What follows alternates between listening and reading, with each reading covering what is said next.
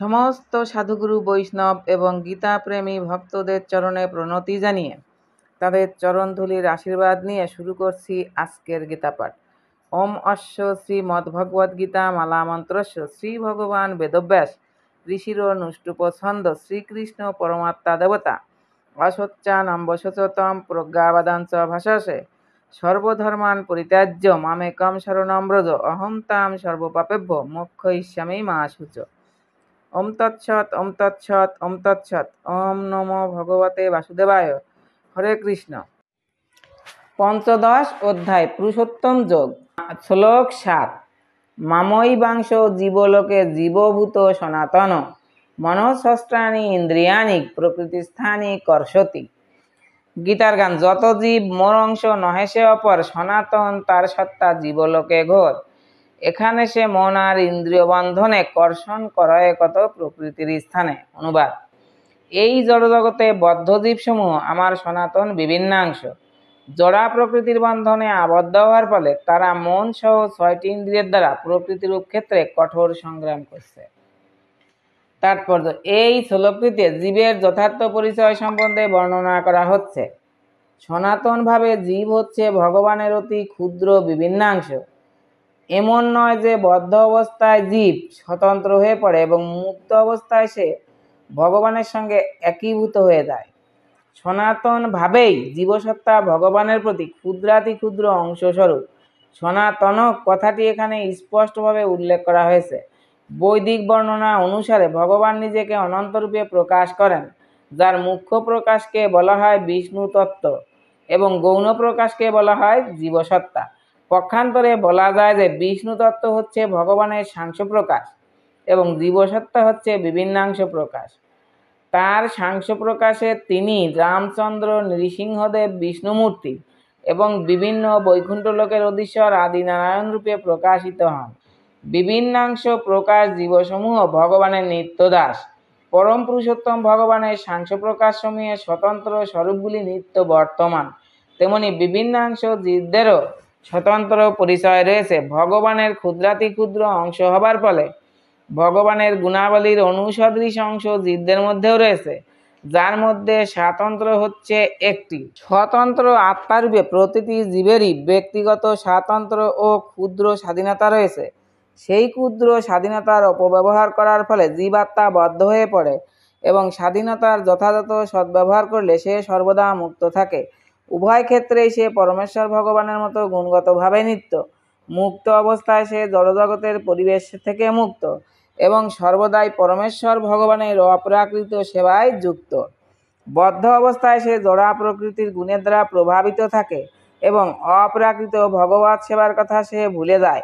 তার ফলে এই জড়জগতে তার অস্তিত্ব বজায় রাখার জন্য তাকে কঠোর পরিশ্রম করতে হয়। কেবল কুকুর, বেড়াল, মানুষই নয়, এমনকি জড়জগতের নিয়ন্ত্রণকারী ব্রহ্মা, শিব, এমনকি বিষ্ণু পর্যন্ত পরমেশ্বর ভগবানের অবিচ্ছেদ্য অংশবিশেষ। তারা সকলেই নিত্য, তাদের প্রকাশ সাময়িক নয়। এখানে কর্ষতি কথাটি খুব তাৎপর্যপূর্ণ। বদ্ধ জীব যেন লৌহ শৃঙ্খলের মতো অহংকারের দ্বারা শৃঙ্খলিত এবং তার মন হচ্ছে তার মুখ্য প্রতিনিধি, যে তাকে জড় অস্তিত্বের দিকে ধাবিত করছে। মন যখন সত্ত্বগুণে অধিষ্ঠিত থাকে তখন তার কার্যকলাপ শুদ্ধ হয়। মন যখন রজগুণে অধিষ্ঠিত থাকে তখন তার কার্যকলাপ পীড়াদায়ক হয় এবং মন যখন তমগুণে থাকে তখন সে নিম্নতর প্রজাতি রূপে বিচরণ করে। এই শ্লোকে এটি স্পষ্টভাবে বোঝা যাচ্ছে যে বদ্ধ জীবাত্মা মন ও ইন্দ্রিয় সমন্বিত জড়দেহের দ্বারা আবৃত এবং সে যখন মুক্ত হয় তখন এই জড় আবরণ বিনাশপ্রাপ্ত হয়, কিন্তু তার স্বরূপ সমন্বিত চিন্ময় দেহ নিজস্ব সামর্থ্যের প্রকাশিত হয়। মাধ্য নিন্দায়ন শ্রুতিতে এই তথ্যগুলি প্রদান করা হয়েছে। স বা এসব ব্রহ্মনিষ্ঠ ইদম শরীরম মর্ত মত্তি সৃজা ব্রহ্মাভি সম্পদ্য ব্রহ্মণা পশ্যতি ব্রহ্মণা শৃণোতি ব্রহ্মণই বেদম সর্বম অনুভবতি। এখানে বলা হয়েছে যে যখন জীবাত্মা তার জড় আবরণ পরিত্যাগ করে চেতন জগতে প্রবেশ করেন তখন তার চিন্ময় শরীর পুনরুজ্জীবিত হয় এবং তার চিন্ময় শরীরে তিনি পরম পুরুষোত্তম ভগবানকে প্রত্যক্ষভাবে দর্শন করেন। তিনি তার সঙ্গে মুখোমুখি কথা বলতে পারেন, তার কথা শুনতে পারেন এবং যথাযথভাবে পরম পুরুষোত্তম ভগবানকে উপলব্ধি করতে পারেন। স্মৃতিশাস্ত্রেও জানতে পারা যায় যে বসন্তী যত্র পুরুষা সর্বে বৈকুণ্ঠ মূর্তয়া, বৈকুণ্ঠ লোকে সকলেই পরম পুরুষোত্তম ভগবানের মতো রূপ নিয়ে বিরাজ করেন। সেখানে বিষ্ণুমূর্তির প্রকাশ এবং তার বিভিন্নাংশ জীবাত্মাদের দেহের গঠনে কোনো পার্থক্য নেই। পক্ষান্তরে বলা যায় জীব মুক্ত হলে পরম পুরুষোত্তম ভগবানের কৃপায় দিব্য শরীর প্রাপ্ত হন। এখানে মাময়ী বাংশ কথাটি অত্যন্ত তাৎপর্যপূর্ণ। পরমেশ্বর ভগবানের অনুসদৃশ অংশ কোনো জড় পদার্থের ভাঙা অংশের মতো নয়। দ্বিতীয় অধ্যায়ে আমরা ইতিমধ্যেই জানতে পেরেছি যে আত্মাকে খণ্ড খণ্ড করে কাটা যায় না। এই অনুসদৃশ অংশকে জড়বুদ্ধি দিয়ে উপলব্ধি করা যায় না। এটি জড় পদার্থের মতো নয় যা কেটে টুকরো টুকরো করা যায়, তারপর আবার জোড়া লাগিয়ে দেওয়া যায়। সেই ধারণা এখানে প্রযোজ্য নয়, কারণ এখানে সংস্কৃত সনাতন কথাটি ব্যবহার করা হয়েছে। ভগবানের অনুসদৃশ অংশগুলি অনিত্য। দ্বিতীয় অধ্যায়ের প্রথম দিকে এটিও বলা হয়েছে যে প্রতিটি দেহে ভগবানের অনুসদৃশ অংশ আত্মা বর্তমান থাকে। সেই অনুসদৃশ অংশ যখন জড়দেহের বন্ধন থেকে মুক্ত হয় তখন চিদাকাশে চিন্ময় গ্রহ লোকে তার আদি চিন্ময় দেহ প্রাপ্ত হয়ে পরমেশ্বর ভগবানের সঙ্গ লাভ করার আনন্দ উপভোগ করে।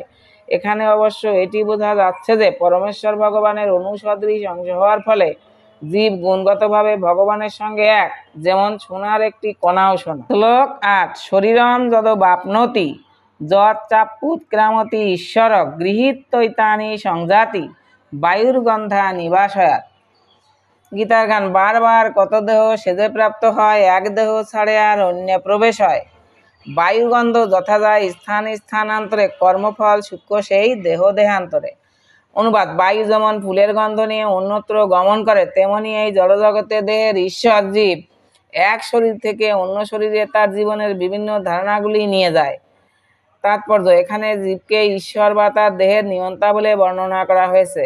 সে যদি ইচ্ছা করে তাহলে সে তার দেহকে উচ্চতর শ্রেণীতে পরিবর্তন করতে পারে এবং সে যদি ইচ্ছা করে তাহলে তার নিম্নতর শ্রেণীতে অধঃপতিত হতে পারে। তার অতি ক্ষুদ্র স্বাতন্ত্র্য এই ক্ষেত্রে আছে। তার শরীরের সমস্ত পরিবর্তন নির্ভর করে তার সেই স্বাতন্ত্র্যের উপর। তার চেতনাকে সে যেভাবে গড়ে তুলেছে, মৃত্যুর পর তা তাকে পরবর্তী শরীরে নিয়ে যাবে। তার চেতনাকে যদি সে একটি কুকুর বা একটি বিড়ালের চেতনার মতো করে গড়ে তোলে তাহলে সে অবশ্যই কুকুর অথবা বিড়ালের শরীর প্রাপ্ত হবে। কেউ যদি তার চেতনাকে দিব্য গুণাবলীতে ভূষিত করে তাহলে সে দেবতাদের মতো শরীর প্রাপ্ত হবে, এবং সে যদি কৃষ্ণ ভাবনাময় হয় তাহলে সে অপ্রাকৃত কৃষ্ণলোকে স্থানান্তরিত হয়ে শ্রীকৃষ্ণের সঙ্গ লাভ করবে। দেহের নাশ হয়ে যাওয়ার সঙ্গে সঙ্গে যে দেহের সব কিছুরই নাশ হয়ে যায় সেই ধারণা ভ্রান্ত। জীবাত্মা এক দেহ থেকে অন্য দেহে দেহান্তরিত হচ্ছে এবং তার বর্তমান শরীর ও বর্তমান কার্যকলাপ তার পরবর্তী শরীরের পটভূমি। কর্ম অনুসারে জীব একটি ভিন্ন দেহ প্রাপ্ত হয় এবং যথাসময়ে তাকে সেই শরীর ত্যাগ করতে হয়।